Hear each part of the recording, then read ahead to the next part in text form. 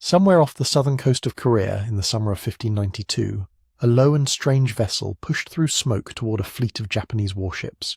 It had no tall masts dressed in banners, no open deck crowded with archers. It was broad, armoured, and close to the waterline, a shape the Japanese sailors had never seen before, and from its bow, carved in the form of a dragon's head, came more smoke, curling, deliberate, unsettling. Before the morning was over, 13 Japanese ships were gone. That vessel was the Geobukseon, the turtle ship, and depending on who you ask, it was either the world's first ironclad warship, a revolutionary weapon 3 centuries ahead of its time, or a brilliantly engineered wooden warship wrapped in iron spikes and an extraordinary amount of legend. The man behind it was Admiral Yi Sun-sin, one of the most remarkable naval commanders in recorded history. Yi was meticulous, disciplined, and almost obsessively prepared. When the Japanese invaded in 1592, launching one of the largest amphibious operations the world had seen up to that point, Yi's fleet was ready in a way that most of Korea was not. And the turtle ship, which made its combat debut at the Battle of Sacheon that July, became the weapon that would define his campaigns and haunt Japanese commanders for the next 6 years. The war itself, known as the Imjin War, ran from 1592 to 1598, pitting the Korean Joseon dynasty against the forces of the Japanese warlord Toyotomi Hideyoshi. On land, Korea suffered terribly, but at sea, Yi Sun-sin won again and again, compiling a record of 16 naval victories that is almost without parallel. The turtle ship was central to that story. It was low and fast and almost impossible to board. It absorbed fire, closed distances that should have been fatal, and seemed to the Japanese like something that shouldn't have been able to do what it was doing. So what exactly was it? That question turns out to be surprisingly difficult to answer. Contemporary Korean records from Yi's own era do not describe the Geobukseon as an ironclad. The word doesn't appear. What we have instead are later interpretations, a single reference in a Japanese chronicle from August 1592 mentioning 3 Korean turtle ships that were covered in iron, and centuries of accumulated legend that built the ship into something even larger than its already remarkable reality. Scholars today debate whether that Japanese reference describes true iron plating or simply the iron spikes that studded the ship's roof to prevent boarding. The distinction matters enormously if you're trying to place the turtle ship in the history of naval technology, and it's a debate that has not been fully settled. This video is going to follow that question wherever it leads. We'll move through the design of the ship, the dimensions, the oarsmen, the cannons, the dragonhead, the smoke, and through the battles where it fought. We'll sit with the uncertainty around the armour rather than paper over it, because the honest version of this story is more interesting than the tidy one. We'll trace how the ironclad label attached itself to the turtle ship, not in 1592, but largely through 19th century Western writers who encountered the story and reached for the most dramatic framing available. And we'll look at what happened to the turtle ship after the war ended, how it disappeared, how it was rediscovered, and how modern Korea rebuilt it, put it on currency, and named a class of destroyers after the admiral who made it famous. Before we dive in, take a second to like the video and subscribe, but only if you genuinely enjoy this strange little corner of the internet. Now, there's a reason this ship has survived in the imagination for more than 4 centuries. Part of it is the design, which is genuinely strange and ahead of its time. Part of it is Yi Sun-sin himself, who kept a diary, wrote meticulous battle reports, and remains one of those historical figures who seems almost too competent to be real. And part of it is the tension between what we know and what we wish we knew. The turtle ship sits at the edge of verifiable history, close enough to touch but with key details just out of reach. What we can say with confidence is this: something was built, something fought, and something changed the course of a war. Japanese sailors who had swept across the Korean peninsula found themselves unable to control the sea lanes the way they needed to. Without reliable sea supply lines, the invasion stalled. Yi Sun-sin's fleet, and the turtle ship at its centre, played a decisive role in that outcome. That much the evidence supports clearly. What remains open is the exact nature of what made the turtle ship so effective. Was it iron plating in the modern sense, anticipating the USS Monitor by nearly 3 centuries? Was it the spikes, the smoke, the cannon configuration, the low profile, the rowers who could drive it forward without sails? Almost certainly it was some combination of all of these things, working together in a design that one admiral refined and another set of hands built in the months before the Japanese landed. The legend and the evidence have been tangled together for a long time now. This video is going to try to pull them apart gently, look at what each one tells us, and then put the full picture back together. The turtle ship deserves that kind of attention. It is one of the genuinely strange and consequential objects in naval history, a vessel that fought real battles, raised real questions, and has refused, across 4 centuries, to quietly disappear. Let's start at the beginning. The spring of 1592 found the Joseon dynasty at one of the most dangerous moments in its 200-year history, and almost entirely unprepared for what was coming. Korea in the late 16th century was not a weak state in the traditional sense. The Joseon dynasty had deep administrative roots, a sophisticated court, and a long tradition of military service. But by the 1580s, that strength had been quietly hollowed out by decades of political infighting. The court was fractured between rival factions, the Westerners and the Easterners, who spent their energy on each other rather than on the borders. When reformers proposed raising a standing army of 100,000 men, the court rejected the idea. The professional military that Joseon actually had was a fraction of what the peninsula needed, stretched thin along the northern frontier against Joseon raiding parties, and largely absent from the southern coastline where the real threat was gathering. The man assembling that threat was Toyotomi Hideyoshi, the warlord who had just finished doing something few people in Japanese history had managed, unifying a country that had spent a century tearing itself apart. With the daimyo united under his banner, Hideyoshi turned his ambitions outward. His stated goal was nothing less than the conquest of Ming China, and Korea sat directly in the path between the two. He sent envoys to Seoul demanding safe passage. The Joseon court refused.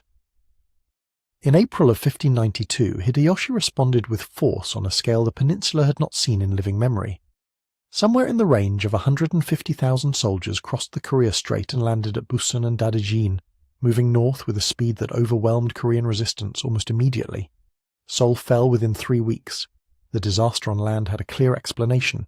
Korean soldiers were garrisoned in the wrong places, trained for the wrong threats, and equipped with weapons that emphasized heavy artillery, but had overlooked the kind of rapid infantry armament, personal firearms, modern arquebuses, that Hideyoshi's veterans carried in quantity. The Japanese army that came ashore in 1592 was one of the most experienced fighting forces on Earth, hardened by decades of civil war. The Korean land forces, whatever their courage, were not prepared for it. But the sea was a different calculation entirely. Hideyoshi's invasion was not just a land campaign. It was fundamentally a logistical operation, and logistics in 1592 moved by water. The army pushing north towards Seoul and eventually toward the Chinese border required a continuous stream of supplies, food, ammunition, reinforcements, flowing up through the Korea Strait and along the western coast.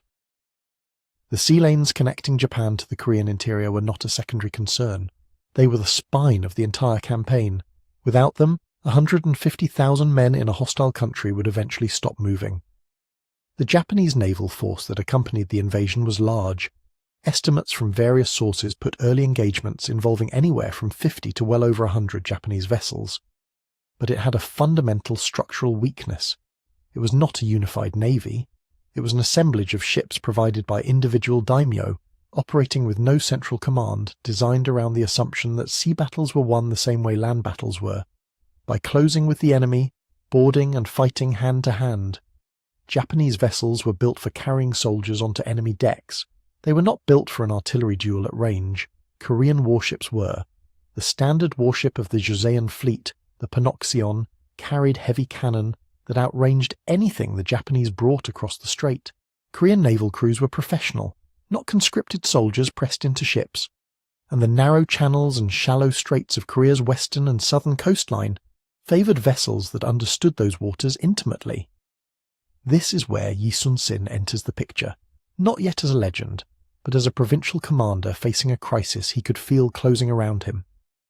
As Lieutenant Naval Commander of Jeolla Province, Yi commanded a fleet of roughly 24 board-roofed warships, 15 or so auxiliary vessels, and several dozen smaller craft. It was enough to contest the sea lanes. It was not enough to be reckless. What Yi understood, perhaps more clearly than anyone in the Korean command structure, was that the sea was where this war could still be influenced. The land had already begun to slip, but if the Japanese supply lines could be harassed, threatened, broken, if the Korea Strait could be made dangerous rather than safe, the invasion could be made to stumble. He needed something that could survive long enough to do that damage. Something that could close with Japanese ships, absorb fire, stay low, stay moving, and not be boarded and overwhelmed. He needed a different kind of ship entirely, and he was already building one. Yi Sun-sin was not the kind of man who came to command by accident or by birth.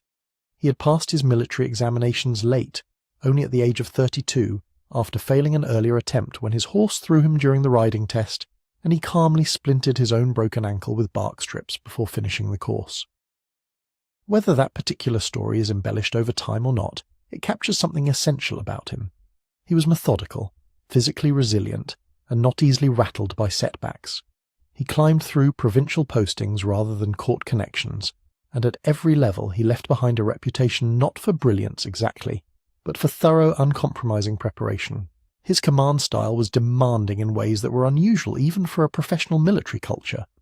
He drilled his crews relentlessly, inspected them personally, and held officers accountable for readiness, in the kinds of quiet, unglamorous ways that rarely appear in official histories, checking whether oarsmen were fit, whether cannon were mounted properly, whether provisions were actually stocked rather than recorded on paper. He had what modern naval analysts would recognize as an operational mindset. He thought in terms of what would happen when things went wrong, not just when they went right. And in 1591, when he was appointed commander of the Left Jolla Naval District, a posting on the southern coast that put him directly in the path of any Japanese naval thrust, he immediately began doing what he always did. He assessed the gap between what he had and what he would need. What he found was not encouraging, but it was workable. His fleet included Panoxian warships, sturdy, broad-beamed vessels with covered upper decks and heavy artillery. Korean naval technology was genuinely formidable in one specific respect: the cannon. Korean gun foundries had developed a range of cast-iron weapons, the various types of chong-tong, that could throw stone and metal shot at ranges that exceeded most contemporary Japanese naval armament. The Panoxion was built around this firepower, with gun ports along the sides and a raised fighting deck. It was a ship that wanted distance from its enemy. It was designed to stand off and shoot. The problem was that the Japanese Navy did not want to stand off and shoot. It wanted to close, grapple, and swarm. Japanese naval tactics in 1592 were an extension of Japanese land tactics, and Japanese land tactics had been refined through decades of brutal civil war into something extremely effective at close quarters. Japanese vessels were lighter and faster than Korean warships, built to carry armed soldiers quickly across short stretches of water and deposit them onto enemy decks. The weapons that mattered in Japanese naval engagements were swords, pikes, and the personal arquebuses that Hideyoshi's armies had integrated into warfare more thoroughly than almost any contemporary force.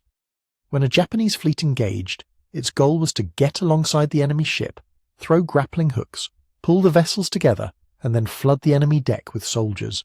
It was a tactics of volume and shock, and against anything that allowed boarding it was devastatingly effective. Yi had watched what happened when Japanese boarding parties reached Korean soldiers on open decks. It was not a contest he wanted to repeat at scale. The Panoxion, excellent as it was in an artillery exchange, had an exposed upper deck. Under the right circumstances, confused coastal fighting, multiple ships converging, chaos in the strait, Japanese grapple teams could get across. And once they were across, the advantage of Korean cannon became irrelevant. The solution he was working toward was not, in the strictest sense, an invention. This is an important distinction. Korean naval thinking had grappled with the boarding problem before. Records from the Joseon court as far back as the early 15th century mention covered warships, vessels with roofed decks that were harder to board and that protected rowers from arrow fire. The concept existed. What it had never had was full development, sustained funding, and the particular urgency of an actual invasion. Yi took that existing concept and pushed it forward. Working with his chief naval architect, Na Dae-yong, he had been refining a covered warship design in the months before the invasion, possibly longer. The vessel that would emerge was not conceived entirely fresh in the spring of 1592. It was a redesign, an evolution of something that had lived for generations in Korean naval tradition as a partial answer to a partially articulated problem. What changed in 1592 was that the problem was no longer partial or theoretical. It was real, it was immediate, and it was arriving with 150,000 soldiers and a fleet of fast-boarding vessels. The urgency compressed the timeline in ways that would have been impossible in peacetime. The Japanese forces that landed at Busan in late April 1592 reached Seoul in roughly 19 days. 19 days. For a commander on the southern coast watching dispatch riders arrive with increasingly catastrophic news from the north, that pace of advance meant there was almost no margin between the moment of warning and the moment of direct threat. Yi did not have the luxury of committees, second opinions, or extended trials. He had a shipyard, men who understood the existing Panoxion design, and a set of ideas that he had already been turning over in his mind. What he needed the new ship to do was specific. It had to be able to absorb the chaos of a close-in Japanese attack without allowing boarding. It had to be able to keep its crew, particularly its rowers, without whom the vessel was dead in the water, protected under fire.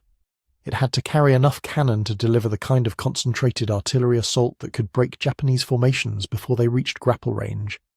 And it had to move in the same confined channels and shallow coastal waters where the rest of his fleet would be operating. The covered deck was the foundation of the answer. By sealing the top of the vessel with a hard roof, Yi removed the surface that Japanese grapple teams needed. You cannot board a ship whose deck is a low armoured shell with no flat open space to stand on. You cannot flood it with soldiers through hatches that are too narrow and too few. The crew fighting the ship, the oarsmen, the gunners, would be inside, below that roof, operating through ports and openings in the hull rather than in the open air. The ship would present nothing to boarding parties except a surface that was designed to be unpleasant to land on, as the iron spikes that would be embedded in that roof would make clear. But the spike-covered roof raises its own questions, ones that historians have been debating for centuries. Yi's own records, detailed as they are in some respects, do not describe the deck as iron-plated in the way the later legend would suggest. What they describe is a covered vessel, spiked and armed. A Japanese chronicle from August 1592 mentions Korean ships covered in iron, almost certainly a reference to those spikes rather than full hull plating. The ironclad label, as it came to be applied to the turtle ship, carries with it the weight of later interpretation, particularly the enthusiasm of 19th century Western observers who encountered the story and mapped it onto their own era of steam-powered armoured warships. What Yi was actually building was something more practical and, in its own way, more interesting than legend. A vessel deliberately engineered to defeat a specific enemy tactic, drawing on existing Korean design heritage, built under pressure and refined through urgency. The lines between prototype and prototype improvement and tactical innovation blur here in ways that are never quite resolved. The turtle ship was not born fully formed from one man's imagination. It was the product of a tradition of thinking about the boarding problem, pushed to completion by a commander who understood what failure would cost, and who had, perhaps uniquely among Korean commanders of the period, both the technical knowledge and the personal authority to act on that understanding before the enemy arrived. The ship was almost ready. Sacheon was weeks away. The thread that connects the Geobukseon to its origins runs back nearly 2 centuries before Yi Sun-sin ever stood in a shipyard. The annals of the Joseon dynasty, that meticulous bureaucratic record of court life, military affairs, and administrative decisions, contain references from 1413 and 1415 to something called Guiseon, turtle ships. These were covered warships, vessels with roofed or shelled upper decks, tested in mock battle exercises off the Korean coast. The details preserved in the annals are thin. There are no surviving blueprints, no dimensions, no records of how many were built or whether they ever saw combat. What exists is an acknowledgement that the concept was real, was official, and was considered worth testing. Then it largely disappears from the record for the better part of 170 years. What happened in that long interval is genuinely unclear, and historians are careful to say so. The Guiseon may have continued in some form as a minor design tradition within Korean naval architecture, a concept that shipwrights carried forward in practice even when it did not appear prominently in official documents. Or it may have been largely set aside, surviving only as an idea in texts rather than as hulls in the water. Korean naval strategy during much of the 15th and 16th centuries focused heavily on the Panoxion, the broad-decked warship that was extraordinarily well suited to artillery exchange in the coastal waters of the southern peninsula. Within that tradition, A fully covered vessel may simply not have seemed urgent enough to invest in heavily. The problem it was designed to solve, mast boarding, was a recurring threat, but one that Korean naval forces had managed through firepower and tactical positioning. What changed in 1591 was Yi Sun-sin, and what he brought with him was not a new idea so much as an idea whose time had arrived with terrible force. He began the redesign almost immediately after taking command of the Left Jolla Naval District. Working alongside his naval architect Nadeong, he developed a combat-ready version that retained the essential concept from the annals, the covered shell-like deck, but pushed it further in every dimension that mattered for actual combat. The redesigned vessel kept the hull proportions of the broader Panoxan tradition, necessary because it had to operate in the same shallow coastal channels as the rest of his fleet. But the upper structure was transformed. The low curved roof that gave the ship its turtle silhouette was reinforced, spiked, and fitted with a weapon array that had no parallel in the earlier Guisan records. By 27 March 1592, the first combat-ready hull had been launched, and within weeks it was being tested with live cannon fire. The kind of test that suggests Yi was not interested in theoretical readiness. He wanted to know what the ship could actually absorb. That launch date matters more than it might initially seem. It means the development from serious redesign work to a functional warship took less than a year, possibly significantly less, if Yi had been thinking through the problem even before his appointment was confirmed. It is a compressed timeline that speaks to how thoroughly he had already worked out the design in his mind before the shipyard work began, and how prepared his craftsmen were to execute it. In peacetime, a project of this kind might have taken years and passed through multiple rounds of court review. In 1591 and early 1592, the review process was essentially Yi himself. The distinction between the Guisan tradition and the specific 1592 design matters and should not be collapsed. The earlier records establish continuity of concept. The covered warship was not Yi's invention from nothing, but the combat-ready Geobukseon was his in every meaningful practical sense. The iron spikes on the roof, embedded to shred the hands and feet of anyone attempting to land on the deck from above. The dragonhead prow built low at the bow through which cannon could fire and which could, according to later accounts, channel smoke, whether chemical or simply from burning materials is uncertain, forward into enemy formations for psychological effect. The systematic gun ports fitted along the sides, bow and stern, to allow concentrated fire in multiple directions simultaneously. These were specific tactical decisions, not inherited features. The turtle motif itself was more than aesthetic. In Korean cultural tradition, the turtle carried layered meaning. It represented longevity, endurance, and protection, associations that were not incidental in a military context. A warship shaped like a creature that signified indestructibility sent a message before it fired a single cannon. For the crews who served aboard it, that symbolism had genuine weight. For the Japanese sailors who would face it, the visual impact of a vessel that resembled nothing in their own naval experience, low, dark, spike-covered, breathing smoke from a dragon's mouth, was almost certainly disorienting in ways that extended beyond the purely physical danger. He understood psychology as well as he understood gunnery, and the turtle's form served both. Functionally, the curved roof served a purpose that was both practical and elegant. It deflected arrows and to a meaningful degree small shot. It provided no flat surface for grappling hooks to catch. It channeled rainwater away from the lower deck. The shape was not decorative. It was load-bearing in a tactical sense, distributing the problem of anti-boarding defence into the very geometry of the vessel. But here the historical record requires a careful admission. What the contemporary Korean sources actually say about this roof, and what later tradition claimed about it, are not the same thing. Yi's own war diaries, among the most valuable primary sources available for this period, describe the ship in terms of its capabilities and its performance, rather than in the detailed technical specifications a naval architect would record. The deck is described as covered and spiked. The dragon head is noted. The cannon positions are referenced. What is not present in Yi's own writings, or in any other contemporary Korean document so far identified by scholars, is an explicit description of iron plating covering the hull in the way the later ironclad narrative would suggest. The closest thing to an external confirmation of the iron quality comes from a Japanese source, a chronicle from August 1592 that describes 3 Korean turtle ships as covered in iron. That account, if taken at face value, seems striking.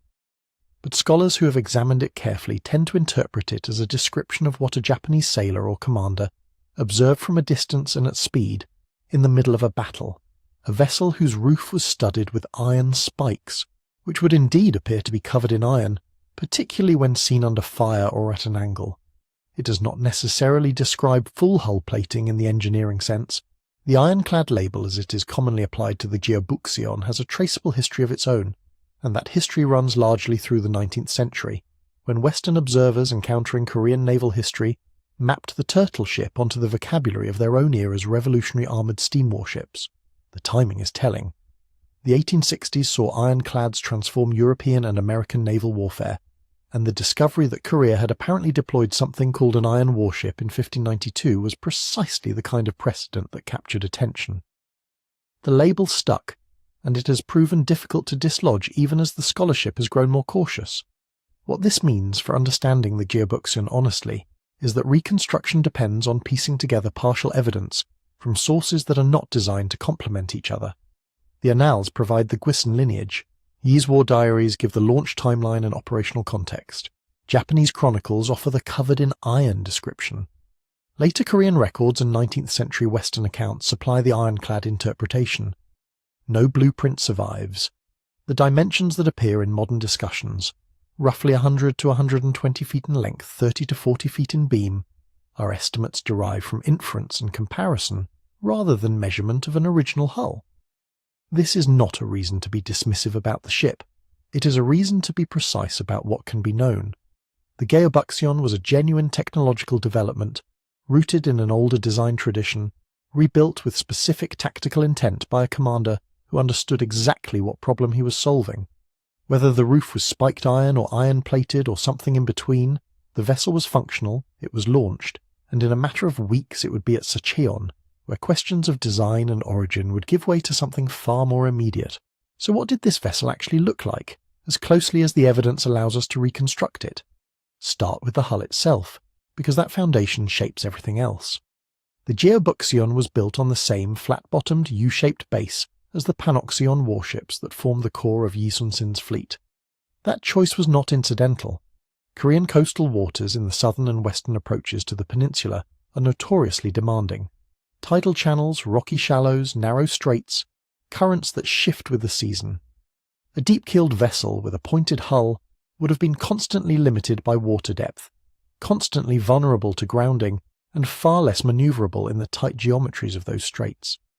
The flat bottom allowed the ship to operate in relatively shallow water while maintaining stability under the weight of its armoured upper structure. It was a design that prioritised the actual geography of the battlefield over theoretical open water performance. Working from Yi Boon's account in the Hang Rock and cross-referencing with modern scholarly estimates, the turtle ship was somewhere in the range of 100 to 120 feet long, with the most frequently cited figure running close to 112 feet, or roughly 34 metres. The beam ran approximately 30 to 40 feet wide, likely around 34 feet in the most careful reconstructions. Height, measured from keel to the top of the covered roof, came in at roughly 21 feet. These figures should be held with some flexibility. There are no surviving hulls and no blueprints. The numbers derive from inference, comparison to similar vessels, and the partial descriptions in historical records, so a narrow range is more honest than a single precise measurement.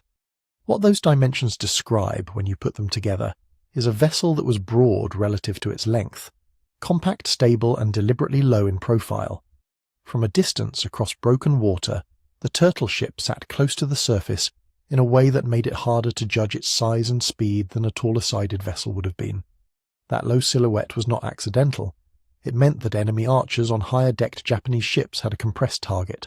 It meant that anyone trying to assess the vessel's approach was working with less visual information than they were accustomed to. The most distinctive feature, the element that gave the ship its name and its character, was the covered deck. Above the waterline, where a Panoxeon carried an open upper deck exposed to the weather and to enemy fire, the Geobukseon was roofed over entirely. That roof was constructed of overlapping planks shaped into a continuous curved surface running from bow to stern, and its outer face was set with iron spikes. The spikes were the ship's primary anti-boarding defence. A Japanese sailor who managed to get a grappling hook onto the hull or who tried to drop from above onto the deck would land on a surface designed to wound or kill on contact. According to some accounts, those spikes could be concealed beneath straw mats when the ship approached, removing the visual warning and making the trap literal. Running along that spiked surface was a narrow cross-shaped alley, 2 paths, one fore to aft, one crossing it, through which the turtle ship's own crew could move along the roof when necessary without impaling themselves. Below that roof, the ship operated on 2 distinct levels. The lower deck housed the rowing crew and supplies. The upper level, enclosed within the armoured shell, was the combat space, where gunners, archers and soldiers fought from behind walls and through gun ports, while remaining completely invisible to the enemy outside. This was the fundamental tactical innovation of the enclosed design. In an era when naval combat at close range involved a significant boarding component, a ship whose crew could not be seen, could not be reached by hand-to-hand fighters, and presented no surface for grappling hooks to catch, was a fundamentally different kind of problem than anything a Japanese naval commander had encountered. At the bow, the dragon head served as both symbolic statement and functional weapon mount. The neck of the dragon, built low and forward, contained a gun port that allowed cannon fire directly ahead, and according to various accounts it could channel smoke forward, whether through burning sulphur or other materials, to disorient enemy crews before the ship closed to firing range. At the stern, a turtle-tail structure provided a corresponding gun position for fire to the rear. Together with the ports along the sides, these gave the ship the ability to engage targets across a wide arc without needing to present any single face to the enemy for an extended period. The crew numbers, like the dimensions, resist precise reconstruction and are best understood as ranges. The rowing operation was organised around 8 oars per side, with each oar managed by a team, typically described as a leader and 4 rowers, giving approximately 80 oarsmen in total. In addition to those 80, the ship carried combat personnel, soldiers, archers, and gunners, who operated the weapons and defended against any attempt to breach the hull. Estimates for that fighting crew range from around 50 to as many as 125 men, depending on the source and the configuration being described, with some reconstructions settling on 50 soldiers as the baseline fighting complement, and others allowing for considerably more. The total crew, then, ran somewhere between roughly 130 and 200 men in the higher estimates, a substantial number to fit within that enclosed, relatively compact hull. The propulsion system combined 2 sources of power in a way that was well adapted to Korean coastal conditions. 2 masts carrying fore and aft sails gave the ship the ability to make use of wind when it was favourable, including sailing at an angle to the wind rather than only running before it. When the wind dropped, shifted, or became tactically inconvenient, the 80 oars took over, and the oar power provided something a sailing ship alone could not: the ability to back up, to pivot, to hold position against a current, to sprint forward in a dead calm. In the tidal channels and archipelagic waters where most of the Imjin War's naval engagements were fought, that combination was not a minor advantage. It was frequently decisive. Yi Sun-sin could choose his moment to engage regardless of wind conditions, could reposition during a battle without waiting for a favourable gust, and could retreat or advance at a predictable pace under oar power alone. Understanding what made the turtle ship distinctive requires holding it next to its closest relative, because the contrast makes the choices visible. A standard Panoxion shared the same flat hull, the same dual sail and oar propulsion, and the same basic scale. In most important respects, the 2 vessels were working from the same design grammar, but the Panoxion carried an open upper deck. Its soldiers and gunners stood exposed to incoming fire, visible to the enemy and reachable by boarding parties if a Japanese vessel could be brought alongside long enough. The Panoxion was a powerful warship, arguably the most effective conventional warship in East Asian waters at that moment, but it was vulnerable to exactly the kind of mass boarding tactics that Japanese naval doctrine had developed and refined. The turtle ship addressed that specific vulnerability by closing off the deck entirely. Where the Panoxion could mount 20 to 50 cannons on its open upper deck, the Geobukseon concentrated its fire through approximately 11 gun ports per side, plus bow and stern positions, a different geometry of firepower that traded breadth of placement for protection of the crew. Where the Panoxion's crew were exposed fighters who had to be numerous enough to repel boarders, the turtle ship's crew operated behind an armoured shell and never needed to fight hand-to-hand at all if the design worked as intended. What Yi Sun-sin had built, in the most direct terms, was a weapon optimized for a specific tactical problem: how to fight at close range, in confined waters, against an enemy who wanted to board you without letting them. The shape of the hull expressed the answer to that problem as precisely as any design document could have. The design then was built around a central logic: deny the enemy the ability to board, blind them before they could coordinate a response, and then hit them from multiple directions at once. Each element of the turtle ship's offensive and defensive system served one or more parts of that strategy, and they were designed to work together in a sequence that left an opposing fleet very little room to adapt. Start with the spikes, because they were the first layer of the ship's defense and the most viscerally direct. The roof of the Geobukseon, that continuous curved shell of overlapping planks running from bow to stern, was studded along its outer surface with iron spikes. Contemporary descriptions add that knives or blades were integrated alongside the spikes in some configurations, making the roof not merely hard to land on, but genuinely dangerous at the moment of contact. The intent was specific and practical: a Japanese boarding party that succeeded in getting a grappling hook onto the hull and pulling the turtle ship close, or that tried to drop from a higher deck onto the roof as the vessels met, would find themselves landing on a surface designed to wound them the instant they arrived. There was no flat area to stand on, no handhold to grab without risk, no way to mass fighters on top and use their weight and numbers as they were trained to do. The covered deck turned the most reliable Japanese naval tactic, ship-to-ship contact followed by overwhelming infantry assault, into a trap rather than an opportunity. What made the spikes especially effective was their concealment. Several accounts describe the iron points as capable of being hidden beneath straw mats laid loosely across the roof surface. When the turtle ship approached an enemy vessel, what the Japanese crew saw was a low, broad-hulled warship with a covered deck that might have been wood, might have been something else, but gave no obvious signal of what lay beneath. The moment anyone stepped or fell onto that surface, the mats gave way and the spikes did their work. The psychological dimension of this was not incidental.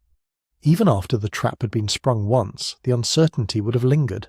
A surface you cannot safely evaluate is a surface you cannot safely board, and uncertainty in the middle of a naval engagement tends to translate directly into hesitation and loss of coordination. At the bow, the dragon-head figure extended the ship's capacity for psychological effect into something more theatrical, and, according to contemporary Korean accounts, considerably more alarming. The dragon's head was not purely decorative. Its open mouth concealed a gun port through which cannon shot could be fired directly forward, giving the ship the ability to engage enemy vessels head-on as it drove into their formation. But the more striking reported function of the dragonhead was its ability to release a thick cloud of smoke, generated by burning sulfur or similar materials channeled through the mouth and vented forward across the water. Korean records are reasonably consistent on this point, even if the exact mechanism is not described in the kind of detail that would allow a confident modern reconstruction. The practical effect of the smoke was straightforward. It obscured the turtle ship's approach, reduced the enemy's ability to target incoming fire accurately, and disrupted whatever coordination was forming among the Japanese fleet as the Geobukseon closed the distance. The psychological effect built on top of that practical foundation in ways that are harder to quantify but easy to appreciate. A low, iron-spiked vessel shrouded in sulphurous smoke, pushing forward through the haze with a dragon's head at its bow, was a different kind of experience from anything a Japanese naval commander had prepared for. For sailors who interpreted the world through frameworks that assigned meaning to such imagery, a smoke-breathing dragon bearing down on your fleet was not simply an unusual warship. It was a statement delivered in a language of fear, and it was designed to be read that way. The cannon array rounded out the picture and gave the turtle ship its killing power at range, before any of these closer-in systems needed to operate. The Geobukseon carried a mixed battery drawn from the Joseon cannon family known as Chongtong, a set of weapons that had been developed and refined over the preceding centuries, and that represented some of the most sophisticated artillery in the region at the time. The specific types associated with the turtle ship correspond to names drawn from the 1,000-character classic: the Keonja, or heaven cannon, the Jija, or earth cannon, the Hyonja, or black cannon, and the Hwangja, or yellow cannon. Each type had a different barrel length, bore size, and effective range, and their combination gave the ship a layered fire capability across multiple distances. The ranges recorded in period Korean military manuals vary by source, but the general picture is consistent. The Heaven Cannon, the largest of the standard types, could deliver fire to roughly 500 meters under favorable conditions. The Earth Cannon reached somewhat less, perhaps 200 to 300 meters effectively. Lighter weapons in the sequence extended further in some accounts, with the Yellow Cannon reportedly capable of reaching out to around 1200 meters, though at that kind of distance accuracy and penetrating power would have fallen significantly. The result was that a turtle ship engaging an enemy formation could open fire at long range with its lighter, faster cycling weapons sustain bombardment as it closed, and continue delivering fire from multiple gun ports simultaneously throughout the engagement, without needing to pause to reposition. Sources differ on the total number of gun ports, and this is one of the genuinely contested aspects of the ship's reconstruction. Some accounts suggest around 11 ports per side, plus the bow and stern positions. Others describe configurations with a considerably larger number of openings. Rather than resolving a debate that the surviving evidence cannot close, it is more useful to note what the design was trying to achieve: the ability to fire in multiple directions at once, maintaining pressure on enemy ships regardless of angle, and doing so while the crew remained entirely enclosed and protected. Whether the exact count was closer to 22 ports, or considerably more, the tactical intent was continuous, omnidirectional fire from behind a protected shell. The arquebus, referred to in Korean sources as the seongja, meaning roughly victory gun, added a close-range complement to the heavier cannon battery. Effective to around 200 meters, it provided a rapid-fire option against enemy crews who had somehow managed to get their vessel alongside, or who were visible in the water or on adjacent decks. Where the larger Chong-Tong types required more time to reload and were optimized for punching through hulls or scattering massed formations, the seongja offered a faster cycle and a more precise point of aim at shorter distances. Together, the two systems covered the full range of distances at which a naval engagement in those confined Korean straits was likely to unfold. What is important to appreciate looking at all of these features together is that they did not operate in isolation. The iron spikes discouraged boarding. The dragonhead smoke disrupted coordination and obscured the approach. The long-range cannon fire degraded enemy formation before contact was possible. The lighter weapons maintained pressure at closer range. Each element created conditions that made the others more effective. An enemy who was disoriented by smoke was less able to aim at gun ports. An enemy who was afraid to board could not neutralize the crew even at close range. An enemy who could not neutralize the crew faced continuous cannon fire from a hull that absorbed return fire with relative indifference. The theatrical dimension of the design, the dragon's head, the concealed spikes, the smoke, should not be dismissed as mere ornamentation, but it also should not be overstated. The turtle ship's primary effectiveness was practical. It delivered firepower while protecting its crew. The psychological layer amplified that effectiveness by degrading the enemy's decision-making before the battle was fully joined. Yi Sun-sin was building a weapon, and he built it with a thorough understanding of the opponent it needed to defeat. The spectacle was real, but it served the strategy. So the turtle ship could deny boarding, project fire in every direction, and unsettle an enemy fleet before the first volley had fully crossed the water. It was, by almost any measure, an extraordinary piece of naval engineering for its time, and yet the most famous claim made about it, the one that appears in encyclopedias, on museum placards, and in the title of countless documentary segments, is also the one most difficult to verify with precision: the world's first ironclad warship. It is a striking label, and it raises a question worth sitting with carefully. Was the Geobukseon actually clad in iron? The claim itself is not obscure or fringe. Britannica describes the turtle ship as thought to have been the first ironclad battleship in history. Popular histories repeat it. Korean national pride has, understandably, embraced it. The image of a 16th century warship wrapped in iron plating, centuries before the USS Monitor, carries a particular kind of historical weight. It positions Korea as the origin point of a technological revolution that most Western naval histories place in the mid-19th century. That is a significant argument, and it deserves serious scrutiny rather than casual acceptance or casual dismissal. The problem begins with the primary sources. The most direct evidence available from Yi Sun-sin's own era consists of documents including his war diary and official military dispatches. These are detailed, careful, and written by a man who clearly understood the value of precise record-keeping. He describes the turtle ship's construction, its covered deck, the iron spikes studded across its roof, the gun ports, the dragonhead bore. He does not describe the hull or deck as sheathed in iron plating. The word ironclad, in the sense of a vessel whose outer surface is armoured with iron sheet or plate, does not appear in these documents. What appears instead is a consistent reference to iron spikes, a defensive feature against boarding parties, clearly described, clearly intentional, and clearly distinct from the concept of full armour plating across the hull. This is not a minor oversight. Yi Sun-sin wrote about his ships with evident attention to technical detail. If the Geobukseon had carried a covering of iron plating substantial enough to deflect enemy fire across its entire deck surface, that would have been a defining feature worth recording.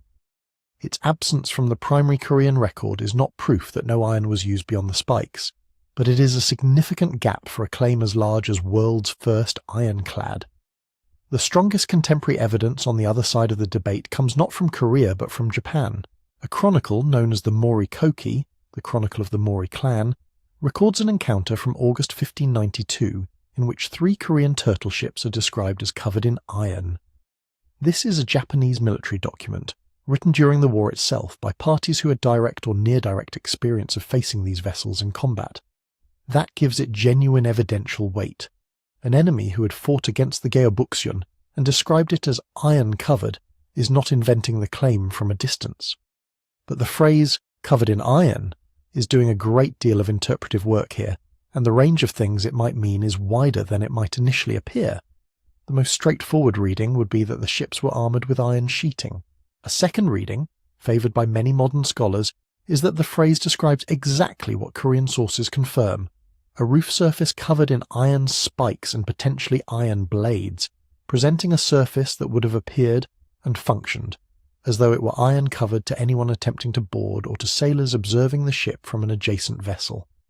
A third possibility, noted by some researchers, is that the translation of the Japanese phrase is itself ambiguous, and that the original text may carry a meaning closer to fitted with iron or armed with iron than to plated in iron.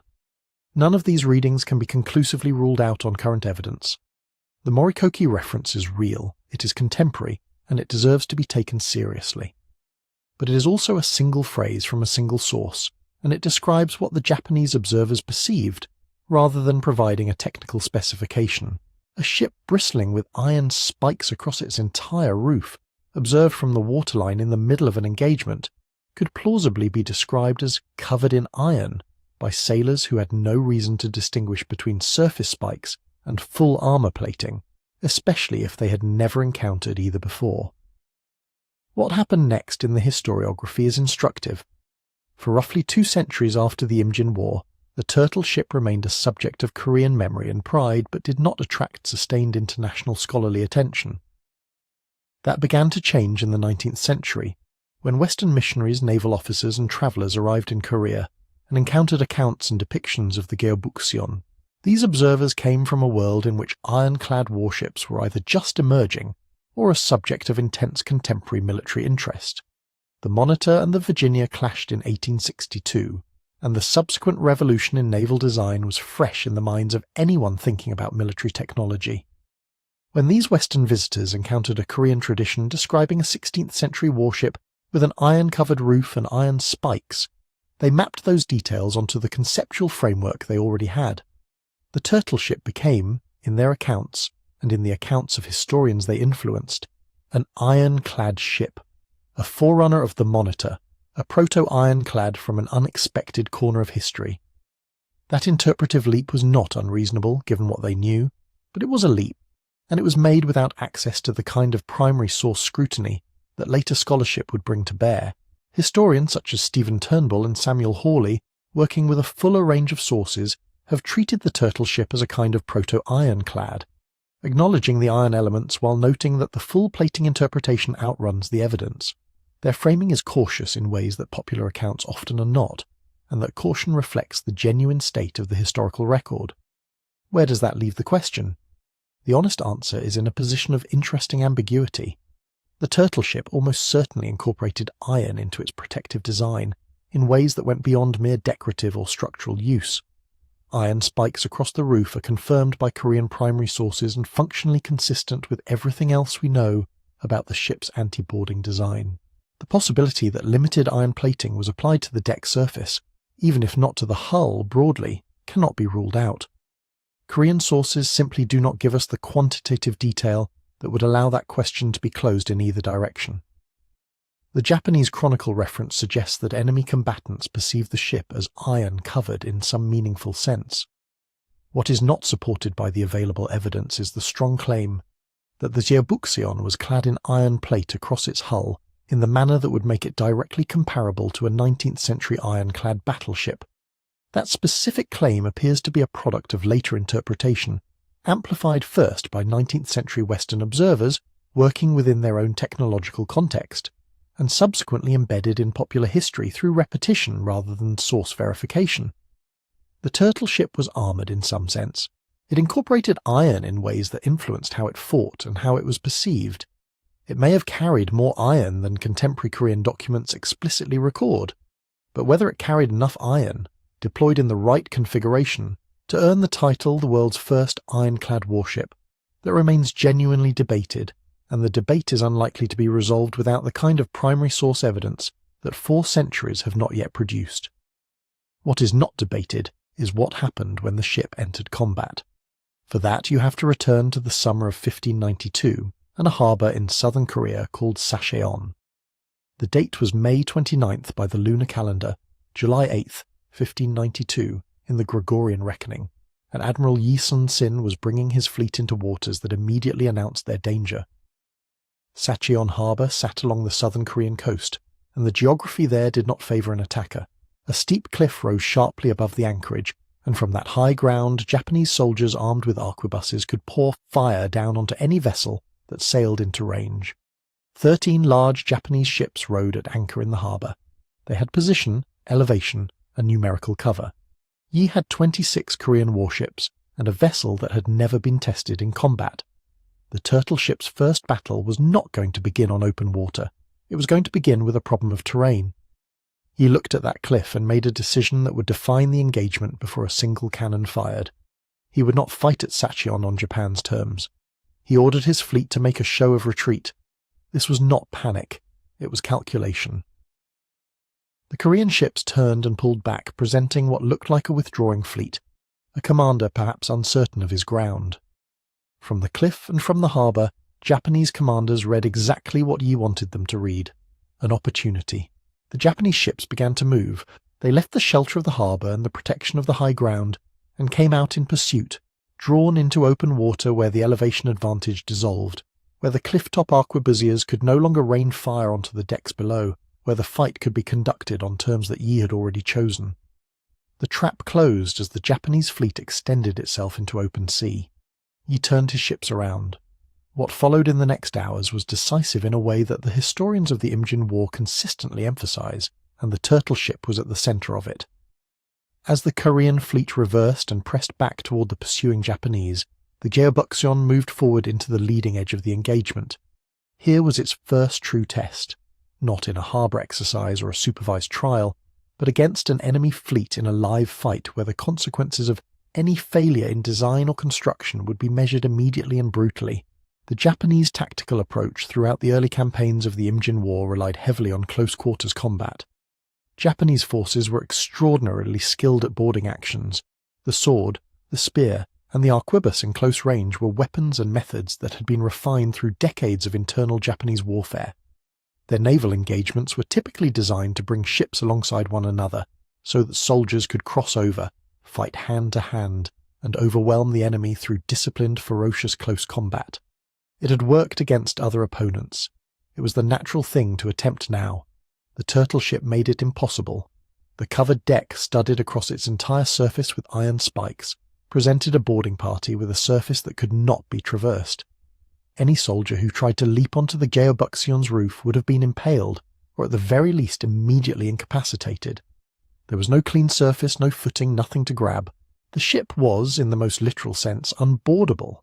Japanese crews who had trained their entire fighting lives for the moment of crossing onto an enemy deck found the turtle ship, a vessel that simply refused to be boarded. The fundamental premise of their naval tactics did not apply, and while the Japanese were processing this, the cannon fire began. The Geobukseon carried gun ports along its sides fore and aft. The exact number remains debated among historians, with estimates ranging from roughly 24 to as many as 36 total ports, across different configurations and source interpretations, but the tactical effect is consistent across every account. The ship could fire in multiple directions simultaneously. It did not need to orient itself to bring weapons to bear. It could, and did, unleash cannon fire on multiple targets at once, rotating its assault without presenting a vulnerable broadside. Cannonballs and fire arrows crossed the water in what contemporary accounts describe as a concentrated, relentless barrage that struck the Japanese fleet from directions they were not accustomed to managing. The dragonhead prow added another dimension. Beyond the cannon it housed, the head could expel thick smoke. The precise mechanism and its composition remain subjects of scholarly discussion, but the functional purpose is clear. That smoke rolled out across the water and obscured the turtle ship's exact position and movement, disrupting Japanese attempts to aim, maneuver, or organize a coherent response. For sailors already struggling to board a ship that would not be boarded, now dealing with fire coming from multiple angles and their visibility compromised by rolling smoke, the experience was disorienting in ways that went beyond the purely physical damage being inflicted. The turtle ship was designed to unsettle an enemy as much as to destroy them, and at Sacheon it did both. The engagement lasted a matter of hours. 13 Japanese ships had come out of Sacheon harbour.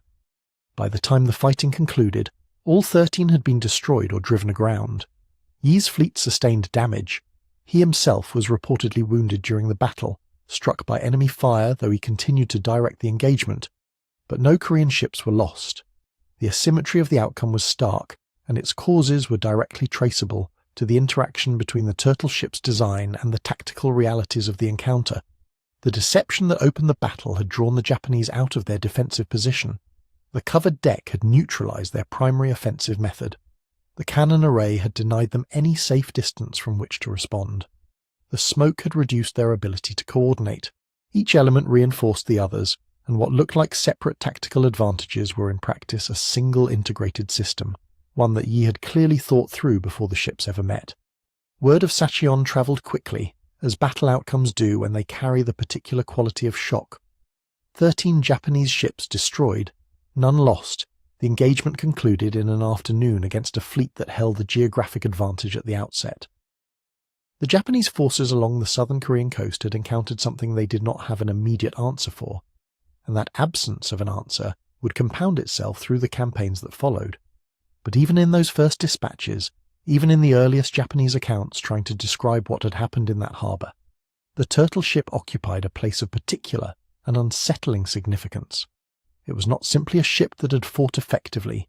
It was a ship that had fought in a way that made their training, their weapons and their tactical instincts largely irrelevant. For Yi, Sacheon was confirmation. He had shepherded the Geobukseon through its design refinements and its construction, had placed it at the front of this first engagement, and had watched it perform under conditions that tested every claim made for it. The anti-boarding spikes worked. The cannon arrangement worked.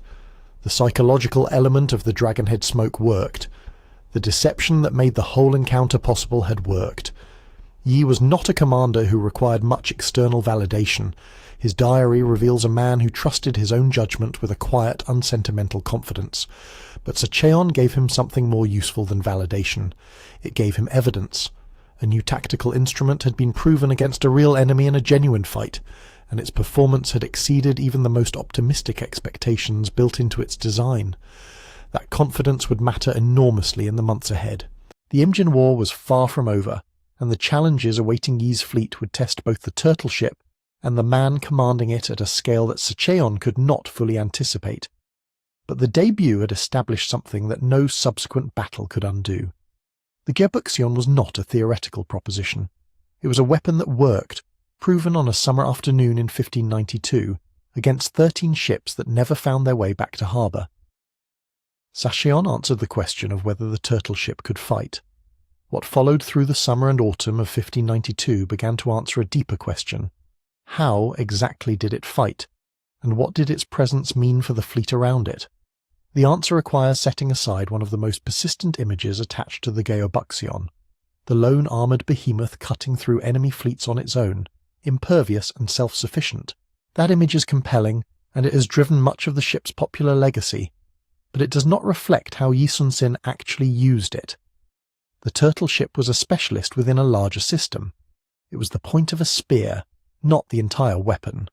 Yi's fleet at its core was built around the Panoxon, a multi-deck warship that was faster and more manoeuvrable than the Geobukseon, carried substantial artillery of its own, and could operate effectively across a wide range of conditions. These were the workhorses. They formed the bulk of every engagement, screened the flanks, pursued retreating vessels, and delivered sustained cannon fire across extended engagements. The turtle ship served a different function. It went where the Panoxon could not safely go, or where the cost of sending an open-decked vessel would be prohibitive. It broke open an engagement that the rest of the fleet then exploited. Understanding the turtle ship means understanding this relationship, because outside of it the vessel's limits become vulnerabilities rather than acceptable trade-offs. Those limits were real. Yi never fielded more than a handful of Geobukseon in a single engagement. Contemporary accounts place the number at no more than 5 in any one battle, and often fewer. The construction demands were significant. Qualified shipwrights were not unlimited, and the materials required for the reinforced deck were not casually sourced under wartime conditions. This was not a vessel that could be mass-produced and deployed in overwhelming numbers. Every turtle ship that appeared in a battle represented a carefully considered decision about where it was most needed and what it was most likely to achieve. Maneuverability was the other constraint. The Geobukseon was propelled by oars, roughly 20, with multiple rowers per oar depending on conditions, and by sail when wind permitted. In calm water it could be driven hard in any direction, and its relatively compact hull gave it a turning radius that surprised Japanese commanders, accustomed to predicting where it would be. But it was not nimble. In open water with unpredictable winds and currents, its movements became less reliable, and Yi consistently manoeuvred to fight in the confined straits and island-studded channels along the southern Korean coast, precisely because those waters neutralized the speed advantage of lighter Japanese vessels, while giving the Geobukseon the close-quarters geometry in which it performed best. The ship was not designed for the open ocean. It was designed for a specific theatre, and Yi kept it in that theatre. What the turtle ship offered within those constraints was something the rest of Yi's fleet could not replicate: the ability to absorb sustained punishment and keep fighting. This was its central tactical gift. Korean warships of the period relied primarily on artillery. The Chongtong cannon series gave Yi's fleet a decisive range advantage, with the largest types capable of reaching beyond 500 meters, and even the lighter variants effective past 200. The Japanese fleet, by contrast, was built around the arquebus and the boarding action. Muskets were accurate and lethal inside 100 meters. Close the distance, get men onto the deck, and the fight moved into territory where Japanese soldiers had spent careers training. It was a sound strategy that had served them well on land, and had translated reasonably well against other naval opponents. Yi's response was to deny them the distance. Korean tactical doctrine called for fighting at artillery range, keeping Japanese ships at arm's length where their muskets were ineffective, and their boarders had no ship to board. The Panoxon could attempt this, but an open-decked vessel caught in close quarters by a Japanese ship was genuinely at risk. Musket fire raking the deck, grappling hooks finding purchase, soldiers crossing over before the guns could be reloaded. The crew was exposed. The tactic had a failure mode. The turtle ship eliminated that failure mode. Its covered deck protected the rowers and gun crews from musket balls and arrows that would have devastated an open vessel at the same range. Soldiers firing from the elevated decks of Japanese ships were shooting at planks reinforced with iron spikes rather than into crowds of men. The crew inside continued to operate, continued to load, continued to fire. The Geobukseon could close with a Japanese formation and remain there under fire without the catastrophic loss of function that would have ended the engagement for an open-decked vessel. And the boarding problem was simply absent. The spikes across the upper deck meant that any Japanese soldier who made it to the surface of the turtle ship did not stay there. There was no clean footing, no way to gain purchase and bring a weapon to bear. The fundamental premise of Japanese naval combat, get alongside, get aboard, overwhelm the crew at close quarters, required a deck that could be stepped onto. The Geobukseon did not provide one. Japanese commanders who encountered this for the first time were not simply facing a tactical problem. They were facing the invalidation of a tactical language they had spent their careers learning. In practice, Yi used the turtle ship to do two things that reshaped every engagement it entered. First, it could drive directly into a Japanese formation and fracture it. Japanese vessels in tight clusters supporting each other could not apply that support to a vessel that ignored their primary offensive method. The Geobukseon would push through the formation, firing continuously, forcing ships to scatter or burn, breaking the geometry that made the formation coherent. The Panoxeon following behind could then engage the scattered vessels individually, at artillery range, at conditions that strongly favoured the Korean fleet. The turtle ship created disorder that the rest of the fleet harvested. Second, it could absorb the pressure that Japanese commanders would naturally concentrate on the most threatening target. A turtle ship at the leading edge of an engagement drew fire, drew attention, drew manoeuvre attempts. While Japanese ships were occupying themselves with a vessel, they could not effectively engage. The flanking Panoxeon were already repositioning, already finding the angles that would complete the encirclement. The turtle ship was, in this sense, a tactical magnet. It compelled a response that created openings elsewhere, and Yi's genius was in reading those openings and driving through them before the Japanese could reorient. None of this worked automatically or in isolation. Yi drilled his fleet relentlessly, and the coordination between the Geobukseon and its Panoxeon escorts was not improvised in the moment of battle. The timing of the turtle ship's push had to align with the Panoxeon's flanking movement. If the escorts were out of position when the formation broke, the advantage disappeared.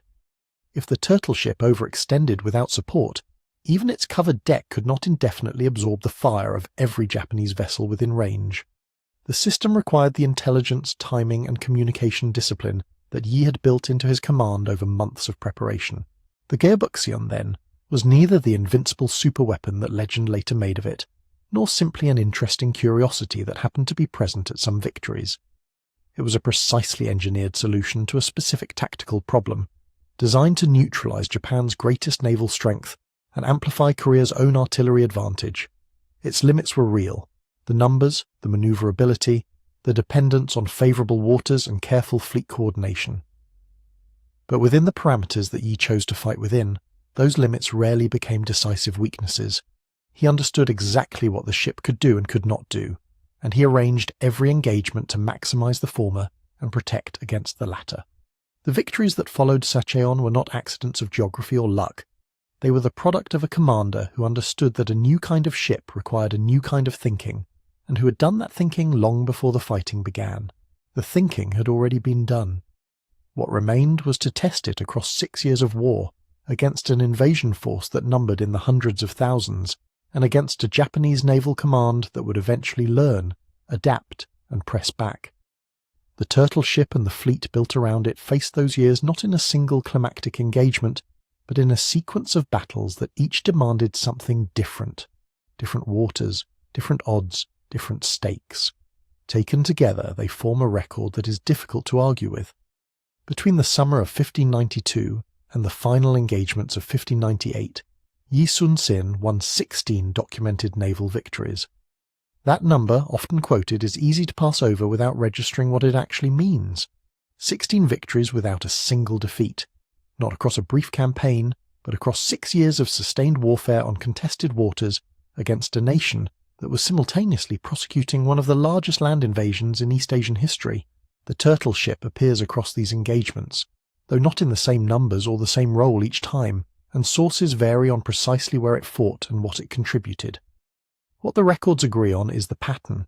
The Geobukseon was present often enough, and effective enough when it was present, that Japanese naval commanders could never entirely dismiss the possibility of encountering one. Sacheon opened the account. Hansen Island, fought roughly 6 weeks later in mid-August 1592, may have closed the first chapter of the war at sea. Yi brought his fleet into position and arranged it into what Korean accounts call the crane-wing formation, a curving line that could fold inward on an enemy trying to penetrate its centre. At the heart of that formation he placed 2 turtle ships. The Japanese fleet that sailed to meet him numbered in the dozens of vessels, and by the time the engagement resolved, sources credit the battle with the destruction of roughly 100 Japanese ships. That figure has been debated, and the exact accounting varies across Korean and Japanese sources, But the strategic consequence is not in dispute. Japan suspended active naval operations along the southern Korean coast. The combination of artillery range and the turtle ship's ability to absorb pressure while holding the center of the formation had dismantled whatever confidence Japanese naval commanders had brought into the summer. Angolpo followed within days. Yi's fleet found Japanese ships anchored in harbour and bombarded them for hours, a demonstration that the covered, fire-breathing warships could operate in sustained engagements without the attrition that would have ground down an open-decked force. The psychological dimension was accumulating.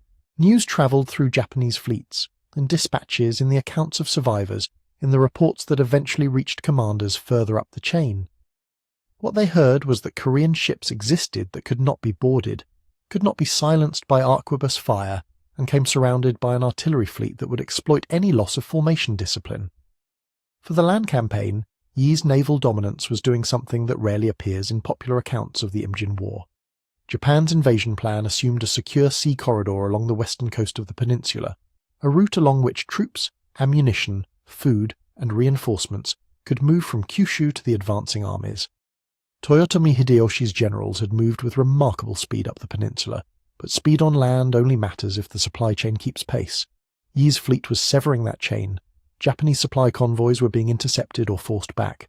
The armies pushing north were beginning to outrun what could reach them by land, and the sea route they had counted on was increasingly controlled by an admiral who had demonstrated repeatedly that Japanese naval doctrine had no ready answer to what he was doing. This is the strategic weight behind what might otherwise look like a series of regional naval engagements. The turtle ship and the fleet around it were not simply winning battles. They were reshaping the conditions under which the entire war was being fought.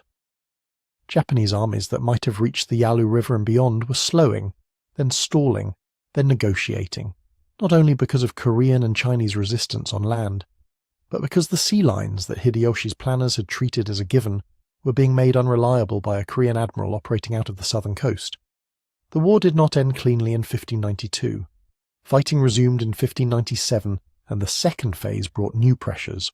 Yi had been removed from command through political intrigue, and the Korean fleet suffered a catastrophic defeat under different leadership at the Battle of Chilcheonryang, losing most of its ships. When Yi was reinstated, he inherited a situation that would have appeared hopeless to most commanders. 13 ships, a demoralized fleet, and a resurgent Japanese naval force of more than 100 vessels. What happened next at Myeongyang in October 1597 is one of the most studied engagements in Korean naval history. Yi chose the strait between Jindo Island and the mainland, a channel where tidal currents reversed at predictable intervals, and where the width of the water denied the Japanese fleet the room to bring its numerical superiority fully to bear. The Japanese fleet numbered somewhere between 120 and 133 warships by various estimates. Yi had 13. His flagship led the engagement, and that ship, described in some accounts as a turtle ship, though the sources are not uniform on this point, drove forward under fire while the rest of the Korean fleet, positioned behind, held. The tidal current eventually turned against the Japanese formation, and Yi pressed the moment. The battle did not end in the annihilation of the Japanese fleet, but it stopped their advance, cost them significant losses, and, critically, restored something in the Korean fleet that no ship design could manufacture on its own: the willingness to hold a position that looked impossible. Morale in naval warfare is not incidental. It determines what a crew does in the seconds when the ship is surrounded, and the calculation of survival turns against staying at their post. Yi's flagship at Myeongyang, whatever its precise design, communicated something to the Korean sailors watching from behind. Their commander had not moved. That held. The war's final naval engagement came at Noryang in December 1598. Hideyoshi had died months earlier, and the Japanese armies were withdrawing. A combined Korean and Chinese fleet of around 150 ships, Yi's forces included vessels traditionally identified as turtle ships, though the count and certainty vary, moved to intercept Japanese transports attempting to extract the remaining army from the peninsula. The engagement destroyed more than half of the roughly 500 Japanese vessels in the area. Yi did not survive the battle. A Japanese arquebus shot killed him in the final hours of the fighting, and by his orders the news was concealed until the battle was won. The victory at Noryang completed what Sacheon and Hansen had begun. The Japanese withdrawal was not a clean extraction. It was a fighting retreat that cost Japan heavily at sea and left the supply network in ruins. The Imjin War ended not with a Japanese decision to redeploy for a third attempt, but with a recognition that the Korean southern coast was controlled by a fleet that had never found a reason to lose. What the turtle ship contributed to that record was real but measured. It did not fight in every engagement. It was never present in overwhelming numbers. The victories it shaped were won by the combination of its capabilities, Yi's command decisions, the discipline of Korean crews, the tactical flexibility of the Panoxion, and the geographic choices that consistently favoured Korean artillery over Japanese boarding strength. Credit that cannot be distributed this way is credit that misreads how wars are actually fought. The Geobukseon mattered because the system it belonged to made it matter, and because the commander who designed that system understood precisely how to use it. The Japanese sailors who faced it, however, experienced none of this as a strategic calculation. They saw something they had no answer for coming directly at them, and they had to decide what to do about it. What that encounter felt like from the other side is worth examining, because what they reported and what they feared tells its own story about how novel the turtle ship truly was. Picture a Japanese oarsman on the morning of an engagement somewhere along the Korean southern coast in the summer of 1592. He has crossed the Korea Strait as part of an invasion force that swept up the peninsula with a speed that surprised even its own commanders. The navy around him is experienced, well-crewed, and built around a doctrine that has proven itself across generations of conflict in Japanese waters. That doctrine rests on a simple sequence: close the distance, grapple the enemy vessel, board it, and let the fighting men do what they have been trained to do. Naval warfare, in this understanding, is land warfare conducted on water. The ship is transport and platform. The decisive moment is the moment of contact. What came toward him that morning did not fit any part of that understanding. The Geobukseon, approaching under oar with sails furled, presented a silhouette unlike anything in Japanese naval experience. Low, covered, no deck visible, no archers visible, no crew to count, just a shell moving against them with apparent indifference to the iron and arquebus fire peppering its surface. From the bow, a carved dragon's head, and from somewhere inside that head, or near it, dense smoke pouring outward across the water. That smoke deserves a moment of attention before the rest of the encounter is reconstructed. The dragon head projector on the Geobukseon could emit thick, choking clouds. The exact composition is uncertain, though sulphurous compounds have been suggested. For a Japanese crew trying to coordinate a grappling maneuver, smoke at close range was not merely unpleasant. It removed visibility, disrupted timing, and for sailors already uncertain about what they were approaching, it introduced something harder to measure than tactical difficulty. The more superstitious among them, an account suggests this was not a small number, understood the dragon in quite literal terms. A ship that breathed poison smoke through a dragon's mouth was not operating in the same register as a warship. It was something from a different category of threat entirely. The smoke cleared, or they pressed through it anyway. And here the anti-boarding design of the turtle ship did its most devastating work. The curved roof was studded with iron spikes, and those spikes crucially were hidden beneath straw-filled mats laid across the surface. Japanese boarding actions began with grappling hooks thrown to catch on the enemy deck, followed by men climbing the lines to get onto the hull. The mats invited exactly that. A man pulling himself up onto what appeared to be a covered surface would find the mat giving way under his weight, and the spikes beneath it driving upward into his body. The trap was not passive.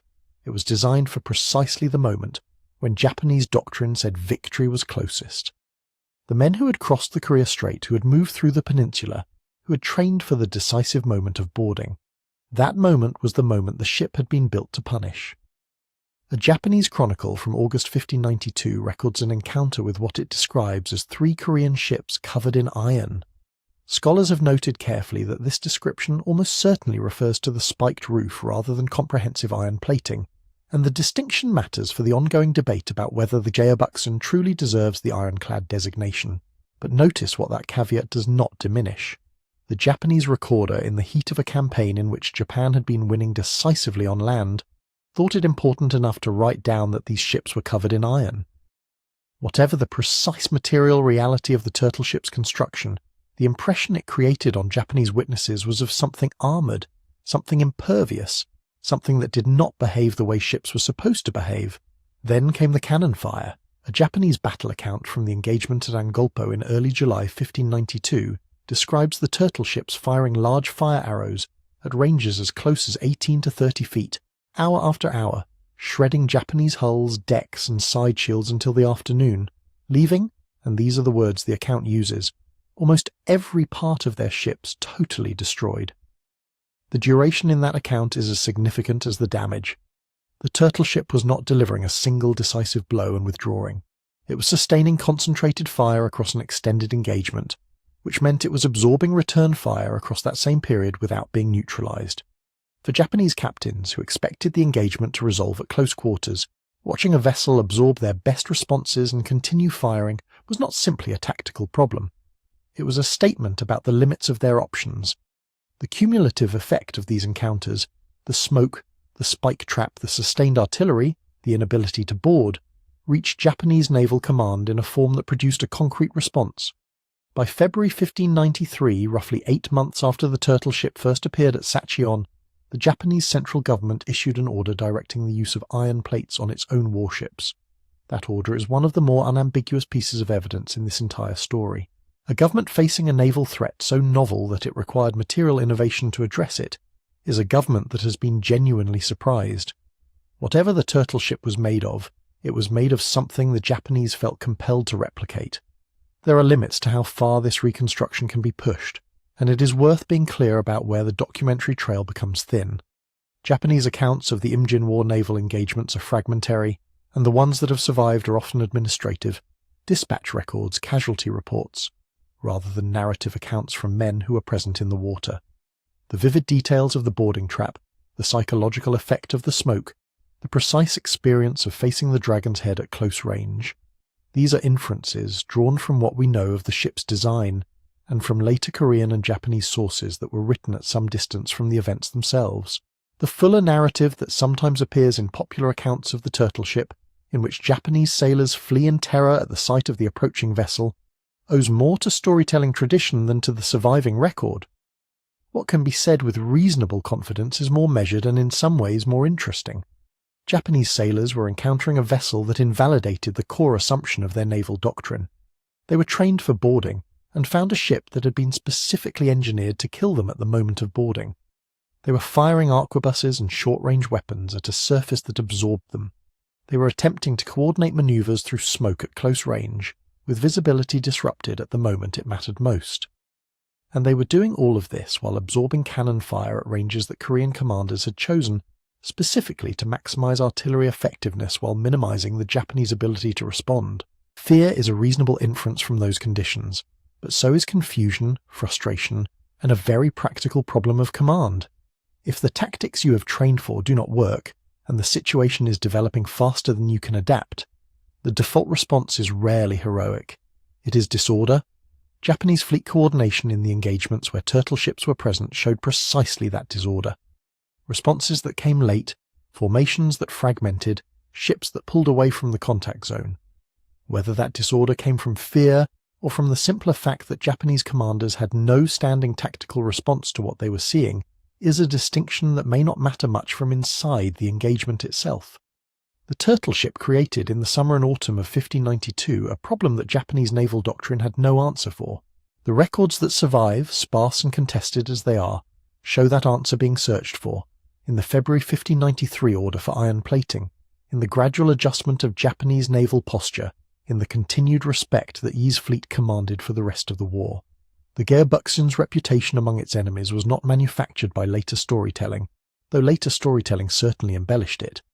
It was earned in specific encounters, in specific waters, against crews that reported what they saw to commanders who found it alarming enough to act on.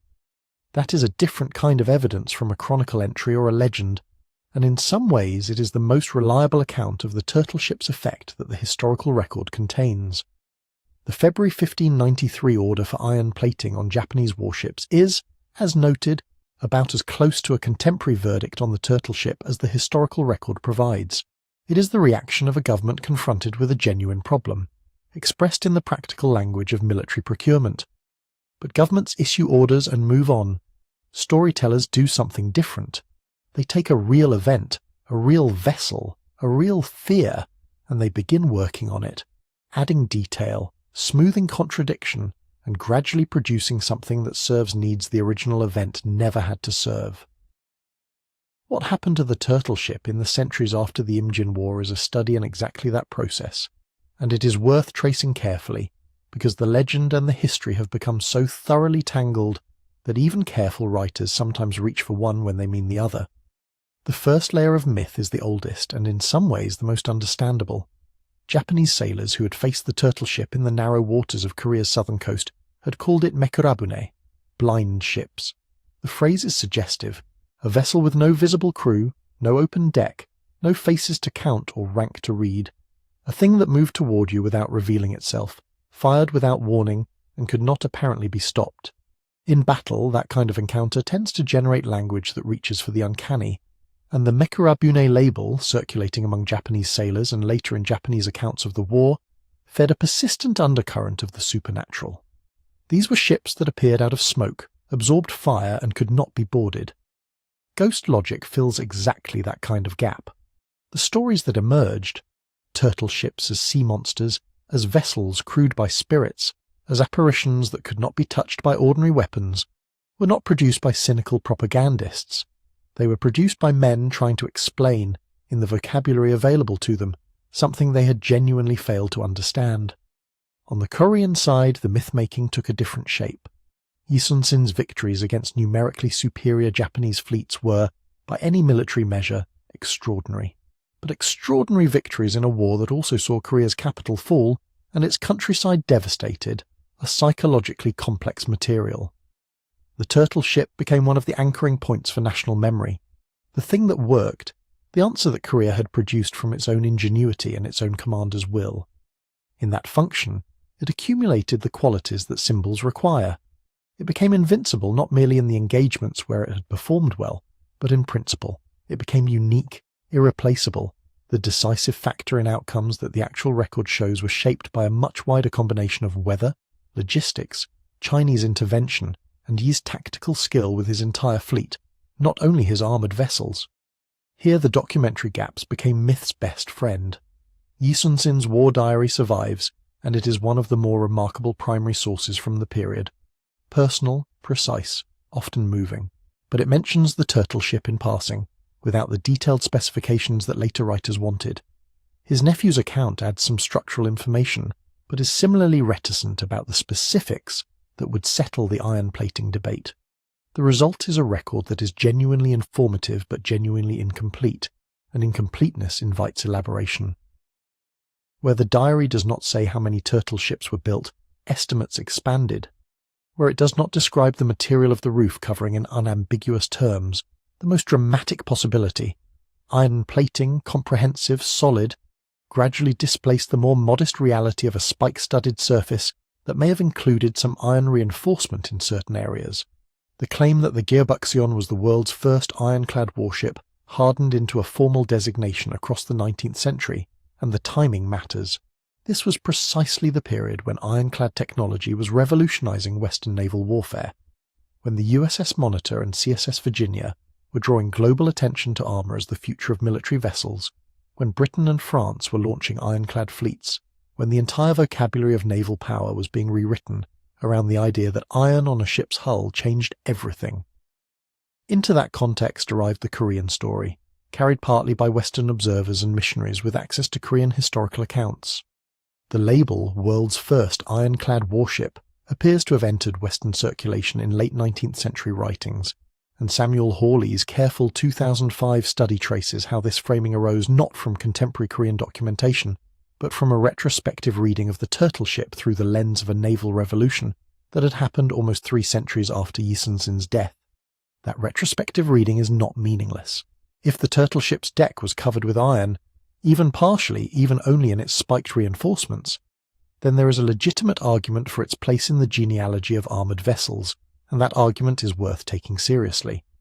But there is a difference between a legitimate historical argument and an established historical fact, and the ironclad designation often gets presented as the latter when the evidence supports only the former.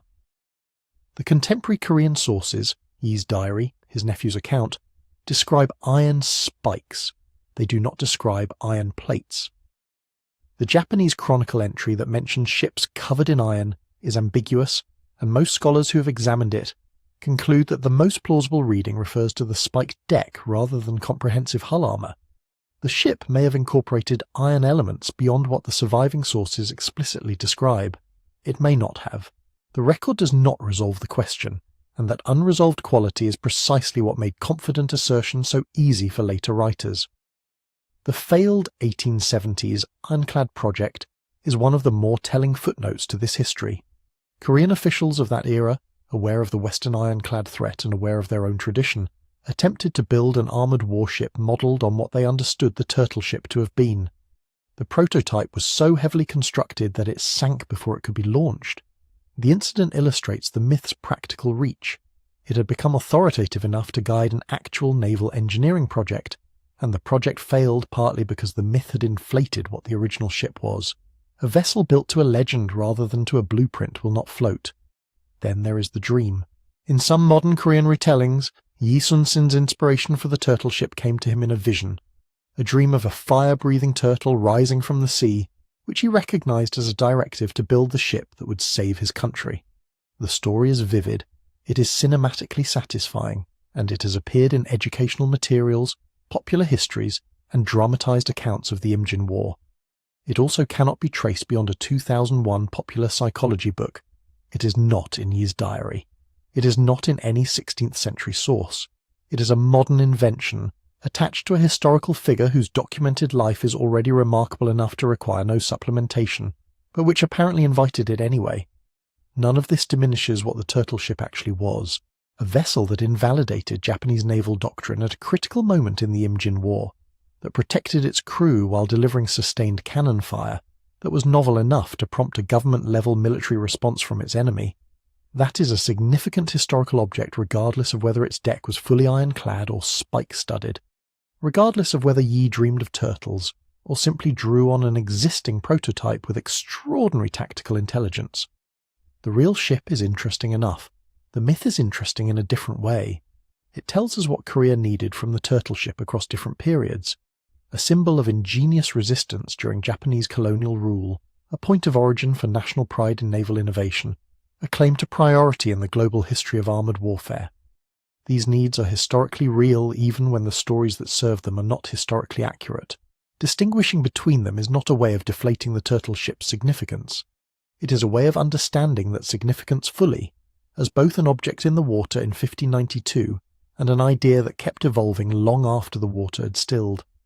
The idea kept evolving, as ideas do, but the ship itself did not survive to guide it. That is the central problem facing anyone who wants to understand the Geobukseon with precision. The object at the heart of the legend is gone, and it was gone long before anyone thought to preserve it. The disappearance was not sudden. The turtle ship did not vanish in battle or sink in some final dramatic engagement. It simply became unnecessary, and then it became obsolete, and then it became a memory. After the 1598 peace that ended the Imjin War, the strategic calculus that had made the Geobukseon essential no longer applied. Japan had withdrawn. The southern coastal routes no longer bristled with invasion fleets. Korea's naval resources, strained by 6 years of war, turned toward maintenance and gradual drawdown rather than innovation. The turtle ship continued to be built and deployed in small numbers in the decades that followed. Korean records suggest the type remained in limited service well into the 18th century, but production dwindled steadily. By the late 18th century, the fleet contained only a handful of them. By the early 19th century, as newer vessel designs shaped by different tactical realities entered Korean service, the Geobukseon type faded from active use altogether.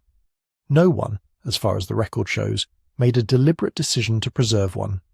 This was not unusual. Warships in early modern East Asia were working tools, not monuments. When they were no longer useful, they were broken down for timber and iron, or they rotted at anchor, or they were simply abandoned. The idea that a vessel might have historical value worth protecting in physical form is a relatively recent institutional development, and it was not operative in Joseon Korea when the last turtle ships were worn out. So they went the way of most military hardware across most of history. They disappeared without ceremony, leaving behind only the documents that had referenced them, and the documents themselves are sparse. Yi Sun-sin's diary, invaluable as it is, was written by a commander in the field, not by a naval architect preparing a technical record for posterity.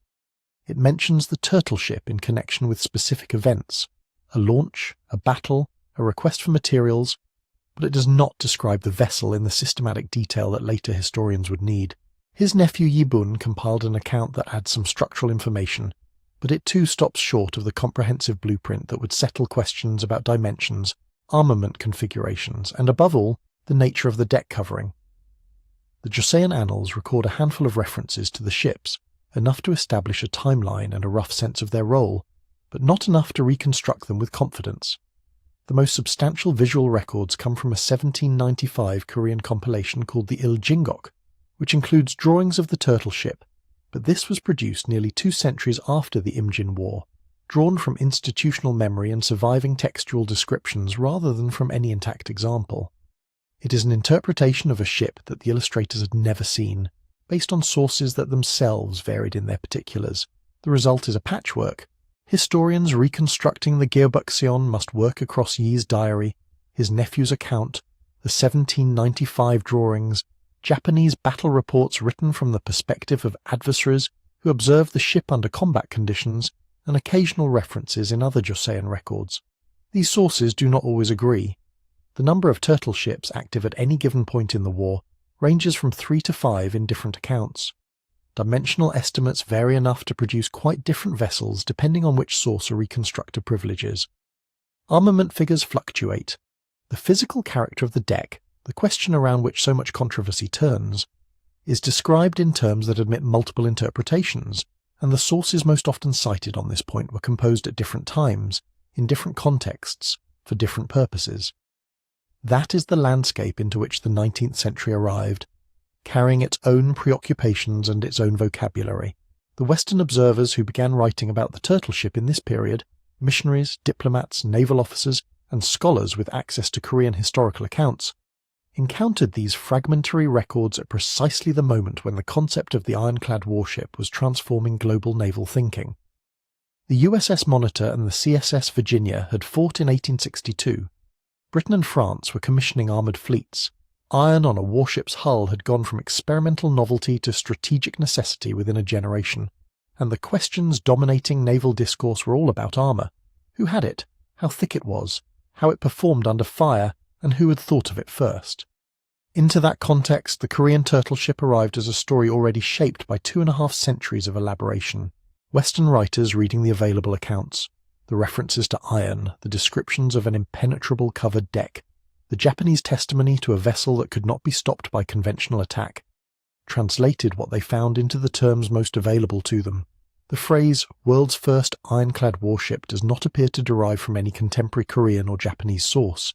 It appears to have entered Western circulation through late 19th century writers who were, in effect, reading the Geobukseon through the Monitor. The timing gave the label an authority it has been difficult to dislodge. Korea was encountering Western naval power directly in this period, negotiating its place in a world being reorganized by industrial military technology, and the claim that Korea had invented the ironclad 3 centuries before the West offered a point of historical standing in that conversation. The label was adopted, repeated, and eventually institutionalized. It entered Korean textbooks, national museums, popular histories, and diplomatic narratives. It became, for many purposes, simply true. The challenge this poses for historians is not primarily ideological. It is evidentiary. A ship that no longer exists, documented by records that disagree on key details, interpreted through a framework developed centuries after the fact, and now embedded in national identity as a fixed point of pride. That combination makes rigorous historical reconstruction genuinely difficult. The scholar who concludes that the turtle ship incorporated iron elements and deserves a place in the history of armoured naval vessels is working from the same fragmentary evidence as the scholar who concludes that the ironclad label overstates what the sources actually say. Neither can appeal to the ship itself, because the ship is gone. What survives, in the absence of any physical example or contemporaneous blueprint, is the interpretive tradition. And it is that tradition, as much as anything Yi Sun-sin actually built, that the modern world inherited. The 19th century Western framing did not create interest in the turtle ship from nothing. Korean historical memory had preserved the outline of the story, even as the physical vessel disappeared. What Western contact and Western naval obsessions did was crystallize that memory into a specific portable claim, one that could be communicated across languages and cultural contexts and measured against the global history of military technology. Once crystallized, the claim proved remarkably durable. It traveled well, it simplified cleanly, and it attached to Yi Sun-sin, already a figure of considerable historical stature in Korea, in a way that amplified both the man and the machine. The ironclad narrative, then, is not simply a misreading of the evidence. It is a product of genuine historical encounter. Korean accounts meeting Western frameworks, meeting a moment when the question of armoured ships felt urgently relevant. Understanding where it came from does not require dismissing it. It requires recognizing that the story of the turtle ship's rediscovery is itself a historical event, one that shaped what the ship became in collective memory, just as surely as Yi Sun-sin's design decisions shaped what it was in the water in 1592. The ship disappeared, the story did not, and the story, as it was reconstructed from scraps of evidence and layered with new meaning across the 19th and 20th centuries, is what the modern world would eventually decide to rebuild. So when the decision finally came to rebuild the turtle ship in physical form, historians and engineers faced a challenge that the documents alone could not resolve. The story had survived, the ship had not, and rebuilding it meant making choices, hundreds of them, that the available evidence simply could not settle with certainty. Korea's first serious attempt at a full-scale reconstruction came in 1979, when the Republic of Korea Navy Academy commissioned a replica intended to give the Geobukseon a tangible presence again. A second followed in 1999. These were significant undertakings, and they succeeded in their primary purpose. They made the turtle ship visible, walkable, photographable. They gave students and visitors something three-dimensional to stand beside, a material object that no amount of diary entries or 1795 drawings could quite replace. But scholars looking closely at both replicas noted a fundamental problem. Neither was built from a single coherent body of evidence. Both combined features drawn from different sources. Yi Sun-sin's diary, his nephew's account, the late 18th century Iljingok drawings, and interpretive traditions that had accumulated across the centuries, in ways that produced a visually compelling vessel without necessarily producing an historically accurate one. Critics described them as display models rather than combat-ready reconstructions. One naval historian put it plainly: the replicas were as much a portrait of modern assumptions about the ship as they were a portrait of the ship itself. The Navy Academy acknowledged this openly when it launched a third reconstruction project in 2022, this time with an explicit commitment to targeting the 1592 design specifically rather than blending sources from across the Joseon period.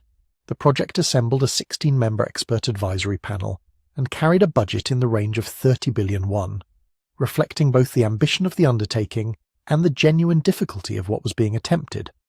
The goal, as stated, was to produce a hull that matched the Imjin War era vessel as closely as the surviving evidence would allow, while being transparent about where evidence ended and interpretation began.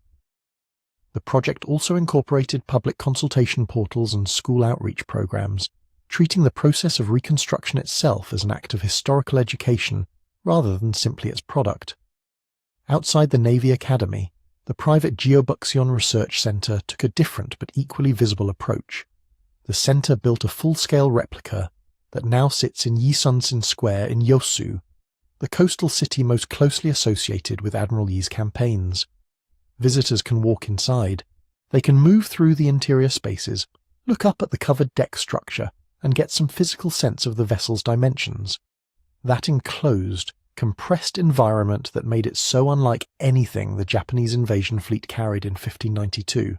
The same organization produced several additional full-size copies for the television production known in English as The Immortal Admiral Yi Sun-sin, a drama that brought the Imjin War narrative to millions of viewers and gave the turtle ship a kind of popular visual authority it had not previously possessed outside textbooks and museum displays.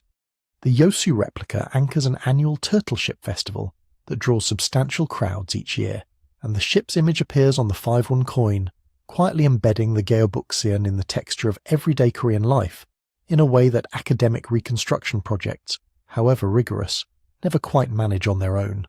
What these replicas can teach is real and not to be underestimated. Standing inside a full-scale reconstruction forces an encounter with spatial reality that no written description provides. You feel how low the covered deck sits. You understand, in your body rather than your mind, why Japanese soldiers boarding from above would have found the surface hostile, spikes underfoot, smoke at eye level, cannon ports at close range. The physical scale communicates something about the tactical logic of the design that diagrams and text cannot. And for a population learning about the Imjin War through school curricula and national commemorations, a tangible object does a kind of historical work that is genuinely valuable, independent of whether every plank is in precisely its original position. But what the replicas cannot prove is equally important to acknowledge. They cannot tell us how fast the original vessel moved under oar, or how it handled in the kind of coastal chop that characterizes the Korean Southern Sea. They cannot demonstrate what the covered deck surface actually looked like in 1592, because that question remains unresolved at the level of primary evidence. A 2023 analysis drawing on 18th century Geobukseon design drawings, the most detailed surviving visual record, concluded that the deck was not a fully covering iron shell, but rather a central three-tier superstructure sitting on wooden planking, with iron spikes concentrated along the roof's perimeter rather than distributed uniformly across the entire surface. This interpretation, if correct, would significantly revise the image most replicas project. Professor Hong-Soon-gu of Seoul National University has been direct about the gap between museum representations and what the sources actually say.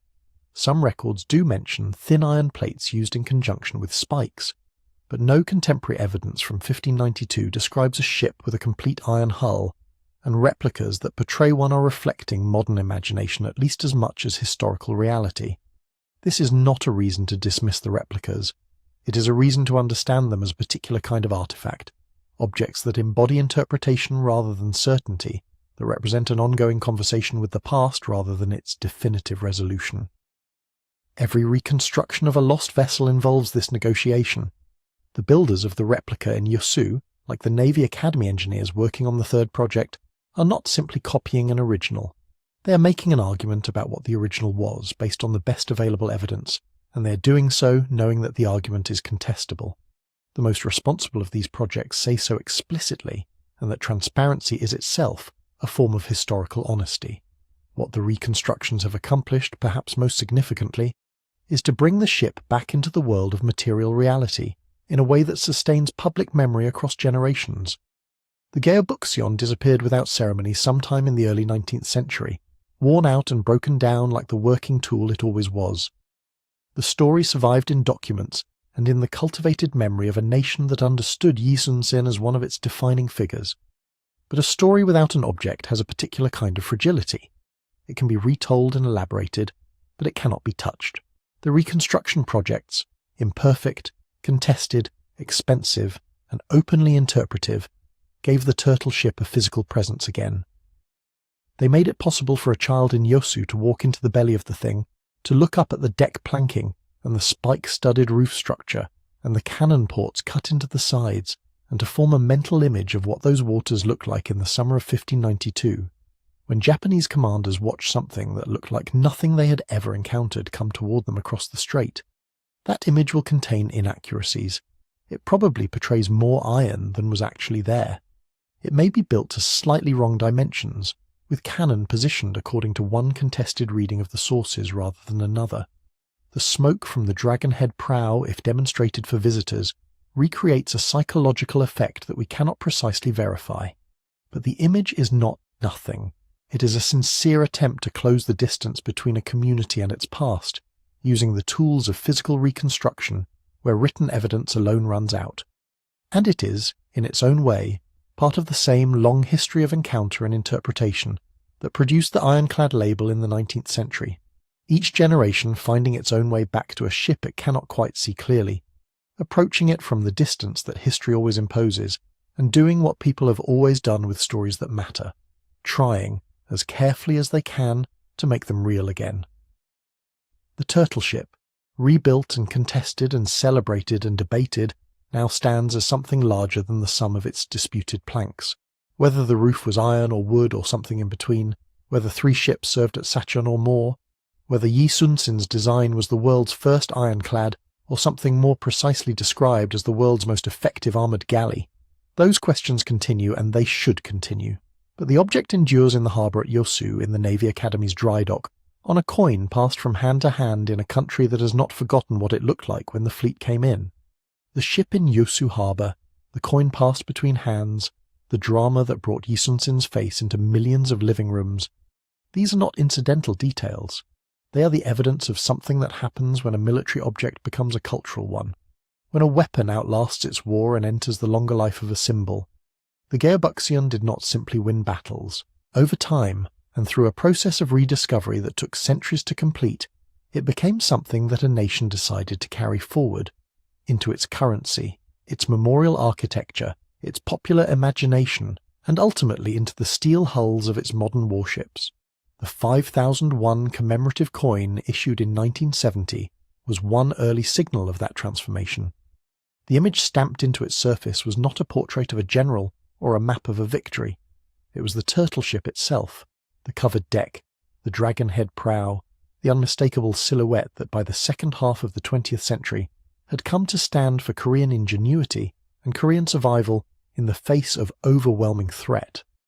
To put the Geobukseon on currency is to make a specific kind of claim, that this object represents something the nation considers worth carrying. Not simply a historical curiosity, a statement about who Koreans understood themselves to be and how they had arrived at the present from the crises of the past. Admiral Yi Sun-sin moved with the ship through this cultural elevation. He had always been a figure of considerable reverence in Korean historical memory, but the 20th century intensified and formalized that reverence in ways that connected directly to the institutions of the modern state. His statue stands at the center of Gwanghwamun Square in Seoul, one of the most prominent public spaces in the country, positioned so that he faces south, toward the seas where the battles were fought. The posture is deliberate, the location carefully chosen. This is not the commemoration of a man filed away in the past. It is the installation of a figure understood as permanently relevant, an ancestor whose decisions in 1592 and 1597 and 1598 continue to have something to say about what it means to hold a coastline, to face a superior force, to refuse the terms the enemy has offered. The Republic of Korea Navy absorbed that understanding and built it into its institutional identity. The Chung Yi Sun-sin class of destroyers, bearing the posthumous honorific title granted to the admiral after his death at the Battle of Noryang, represents the clearest expression of that inheritance translated into operational hardware. The lead vessel, ROKS Chung Yi Sun-sin, designated DDH 975, entered service in the early years of the 21st century as part of the KDX-2 program, a destroyer class designed for blue water operations in a strategic environment that stretches well beyond the coastal channels where the original turtle ships maneuvered. These are Aegis-equipped ships, capable of coordinating air defense across hundreds of kilometers of sea, carrying anti-submarine warfare systems and long-range missiles that operate in a technological register the Joseon admiral could not have imagined. And yet the name on the hull is his. The connection being made is deliberate, and it is not metaphorical. The Republic of Korea Navy is stating in the language of official nomenclature that the lineage of these ships runs back through the centuries to the man who built a covered warship in a provincial dockyard in the spring of 1592 and took it into the straits of southern Korea against a fleet that outnumbered his own. That is a long arc to draw. But it is not an arbitrary one. The Geobukseon anticipated something about naval warfare that would not become doctrine elsewhere for another 2.5 centuries. The principle that a warship's hull could be made resistant to enemy fire, that armour and cannon could be combined in a single vessel to produce something that could absorb punishment while delivering it, is the same principle that drove the development of the French Gloire in 1859 and the American USS Monitor in 1862. The ironclad age of the mid-19th century is conventionally treated as a European and American story, a product of the Industrial Revolution and the encounter between steam power and rifled artillery. And in the specific technical sense, it is. The Monitor and the Merrimac were iron ships driven by steam engines, built in an era of industrial manufacturing that bore no resemblance to the conditions of Joseon Korea. But the underlying idea, protect the hull, concentrate the firepower, make the vessel itself a weapon rather than simply a platform, was present in the Geobukseon in a form that predates the industrial ironclads by more than 2.5 centuries. Whether the turtle ship's deck carried full iron plating or a combination of wooden planking and iron spikes remains, as we have seen, genuinely uncertain. The extent of that uncertainty should not be papered over. But even the more cautious reading of the evidence, a heavily reinforced deck, iron elements on the roof, a design explicitly intended to prevent boarding and resist fire, places the Geobukseon in a recognizable conceptual relationship with what came later. It is an early articulation of an idea that would eventually remake naval warfare worldwide. The turtle ship did not cause the Monitor to be built, but it belongs in the longer story of how human beings reasoned about the relationship between protection and power at sea, and that story is genuinely global, not exclusively Western. This is also where the question of first becomes most interesting and most complicated. The label the turtle ship has carried, the world's first ironclad warship, was not, as we have noted, a label applied by the people who built it or the admiral who commanded it. It emerged later, shaped by the enthusiasms of 19th century Western observers who encountered the story at precisely the moment when ironclad warships were transforming naval warfare around them, and who projected that frame backward onto a vessel they were encountering in Korean text for the first time. The label has been argued about ever since, and the argument is unlikely to settle. What counts as ironclad? What counts as first? Does a spike-studded wooden deck qualify? Does partial plating? Does a design intent that anticipates later armour without fully achieving it? These are not trivial questions, and they are not questions with clean answers. But they point towards something important about how technological history actually works. Firsts are rarely as singular as they appear. The Monitor is celebrated as the first ironclad not because nothing before it shared any of its principles, but because it arrived at a particular moment in a particular industrial context and fought a battle, Hampton Roads, March 1862, that the world was watching. The Geobukseon fought its battles in a different century, in a language that Western naval historians were not reading, and it disappeared before the age that might have recognized it as a direct ancestor. Its story had to be recovered and then translated into a frame that later observers could use. That process of translation inevitably introduced distortions, but it also introduced the turtle ship to a global conversation it belongs in, a conversation about where armoured warships came from and what kind of thinking produced them. What the Geobukseon ultimately offers, beyond the battle record, beyond the debate about its hull, beyond the replicas in Yosu and the destroyers bearing its admiral's name, is a reminder that the history of technological innovation does not flow in a single direction from a single origin point. Ideas about how to protect a warship from enemy fire were being developed in the Korean Straits at the same time that European naval powers were still building vessels whose wooden hulls were fundamentally unchanged from the ancient world. Those ideas were developed by specific people, under specific pressures, in response to a specific threat. They were recorded, lost, rediscovered, argued over, rebuilt in harbour museums, and ultimately inscribed on the hulls of guided missile destroyers operating in the Western Pacific. That is a remarkable journey for a ship that probably measured somewhere between 100 and 120 feet in length, and was powered, in its original form, by oarsmen pulling through coastal waters in the summer of 1592. What made it first is still contested. What made it matter is not. So where does that leave us, after following the Geobukseon from its dockyard origins through the smoke and cannon fire of the Imjin War, through centuries of silence, and into the harbour museums and destroyer programs of modern Korea? The strongest conclusions the evidence supports are these. The turtle ship was a genuine military innovation, purpose-built by a commander who understood the specific tactical problem he faced, and designed a vessel to solve it. Yi Sun-sin needed something that could resist boarding in close-quarter coastal engagements, absorb fire from arquebuses and incendiary arrows, and deliver concentrated cannon fire while remaining maneuverable in the narrow straits of southern Korea. The Geobukseon did all of those things. Its covered deck, iron-spiked roof, dragon-head prow, an array of cannon ports ranging from light chong-tong to heavier pieces, capable of reaching beyond 600 yards, combined into a weapon system that Japanese commanders had no answer for. In battle after battle across the 6 years of the Imjin War, It performed the role it was designed for. That much is beyond serious dispute. What remains genuinely contested is the armour.